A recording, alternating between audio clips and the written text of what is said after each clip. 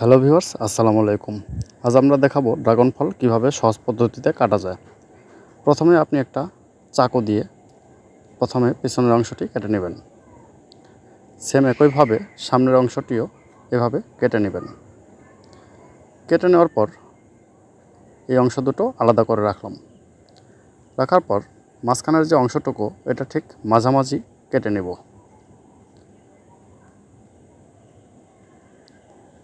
কেটে নিলাম, দ্বিখণ্ডিত হয়ে গেল। দ্বিখণ্ডিত হয়ে যাওয়ার পর আপনি হাত দিয়ে চামড়াটা খোসাটা ছাড়িয়ে নেবেন।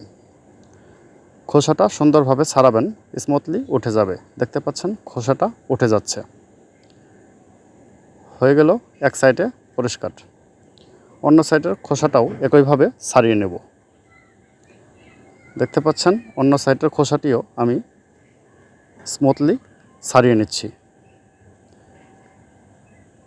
এভাবে টেনে টেনে ছাড়িয়ে নেবেন। বাস, দুই পাশেই পরিষ্কার হয়ে গেল। এখন আমরা এটিকে টুকরো টুকরো করে নেব। মাঝখানে প্রথমে কেটে নেব, এরপর এটাকে টুকরো টুকরো করব। এভাবে টুকরো করে নেব।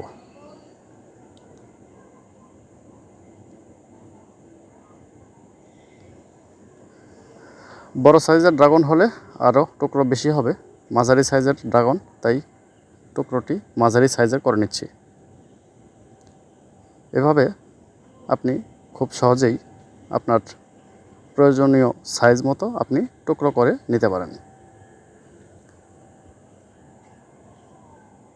এভাবে টুকরো করে নিলেন, বাস হয়ে গেল আপনার ড্রাগন ফল কাটা।